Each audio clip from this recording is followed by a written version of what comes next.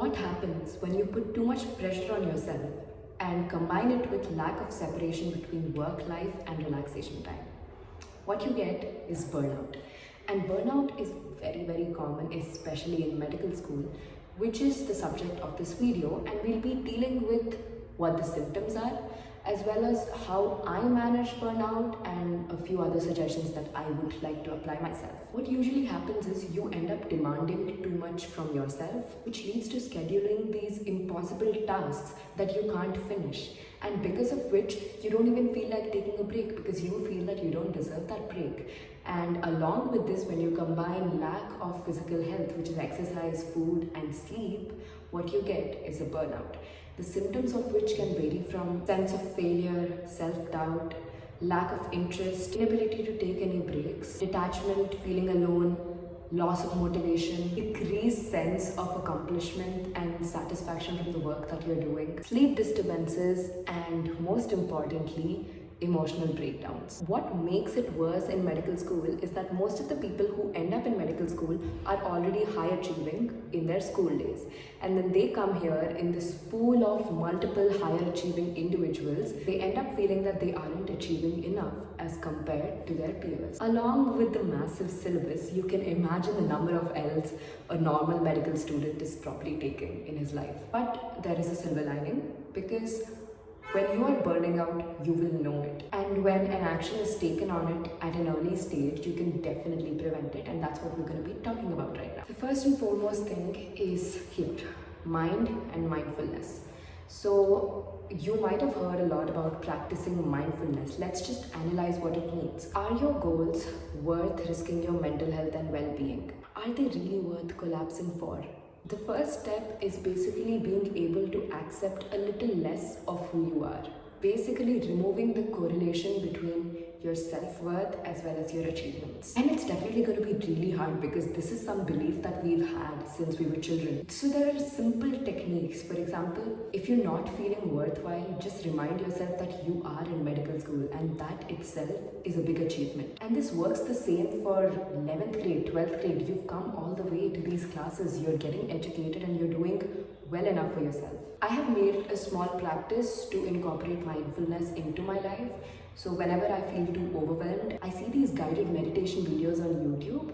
Honestly, they're just 5 minutes. So probably if you're on a study break, go through it for 5 minutes, you will feel better about your day. And it's nothing that they're doing. It's something that happens within your body. And it's just guiding you. It's a guided meditation, which allows your mind to go in the right direction. I will actually link my favorite guided meditation below. Second thing, study strategies. Your study strategies vary from one person to the other, so do not blindly follow a YouTuber's study strategy. That's about it. So your strategy depends on yourself, your timetable, and how you study. Your main goal should be getting done a lot of things in a smaller amount of time, which is basically improving concentration and the efficacy of your study. Most importantly, maintaining an everyday schedule. If there's an exam 3 months later, I don't want you to study 24 hours 1 week before the exam. Instead, study for 2 hours every day for the next 3 months. Making a schedule is nice because it gives you a sense of predictability, but make sure that your schedule is doable. You cannot do 15 chapters in one day, okay? Maybe sometimes, but if it's the first time you're reading a chapter, then make it one chapter for 2 hours or one chapter for 1 hour. Taking time for yourself every day. And when I mean breaks, I mean proper breaks. What I used to do is, I used to study, and then uske baad, I used to look at my phone for half an hour, assuming it's a break. But my brain is having some mad activity when I'm doing that break too. After that, I started taking breaks such as listening to songs, walking around the library, having hot chocolate. I think that felt better for me because my brain had nothing to do except for listen to the song. So stop trying to make your breaks productive. Stop trying to make your breaks something that requires you to use your brain, and make them where you actually relax. Best example, sleep breaks. Unless you can wake up on time. Otherwise, don't. Listen to your body. This is the best thing I have learned in the past 1 month, and I've actively tried to use it. But I don't know why I wasn't listening to my body earlier, but just listen to your body. Do you not feel like going to that party because your body feels tired and you need some rest? then leave the FOMO aside and sit at home, because you will definitely feel better sitting at home rather than not listening to your body. You want to sleep, but there is syllabus left, then sleep. You can wake up earlier, you can do it. See, you have enough anxiety to wake up earlier. ऐसा नहीं होगा कि तुम उठोगे ही नहीं. Similarly, dehydrated, drink water. Hungry, eat food. It's just so simple, but it makes a lot of difference. When I feel too lazy, I just exercise because my body feels lazy. That's it. Fourth thing, your brain needs variety.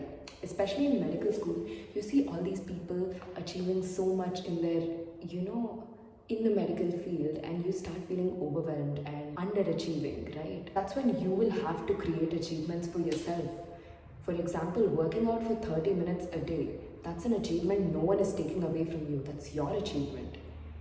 Similarly, your brain needs a lot of variety. So just studying is not going to do it. You need to invest time in doing things that you actually like, pursuing your hobbies. Even if you don't have a hobby, cultivate a hobby. It's not hard. You don't have to be good at a hobby. Just do it. And this only comes when you put in time aside for things other than studies. Your brain has other activities to do. Your brain will not burn out. You basically have to continue developing a side of you that is going to stay beyond medical school. And the last and most important thing is having support systems. Your support systems are of two kinds: medical school, non-medical school. So your medical school support system, for example, you're burnt out. You don't know what to do. But guess what? So is everyone else. So everyone else can relate to what you're going through, and sharing what you're going through will definitely make you feel better with the people who are going through the same thing. And most importantly, try to make friends with people in your posting, in your anatomy lab, in your same anatomy table, etc. Because these people are going to stay with you for the next 4 years. And having that kind of a academic connect with them will help you so much. And the reason you need non-medical people as your support system is because, as simple as this, brain needs variety. You need to get out of your med school world and go into the normal world. They probably won't understand what you're going through, but trust me, you probably have closer friends who are not in medical school. Your high school friends, your family, your neighbors, anyone. Talking to them is literally the best break that you can give yourself. I know that every person watching this video has gone through a burnout, but you know what? You've come out of it in your own way. These were small ways that I've incorporated in my life and wish to do so for the next coming years. And if you have any more ways, then please let me know in the comment section. We will share it with the world. So on this new year, I will be starting my 3rd year in 8 days, and it feels nice. It feels like I've learned so much from the mistakes I've made in 2nd year that 3rd year will definitely be better than 2nd year. And I hope it's the same for all of you. Anyone having exams, boards, NEET, etc., all the best. Any doubts, please contact me. I will be seeing you soon with a video. If you have any ideas, please let me know. Bye bye. Yeah, this stuff is because I just shifted into my new house in Hyderabad. My parents shifted from Bahrain, which is sad because that's my home. But it's okay. This home works too.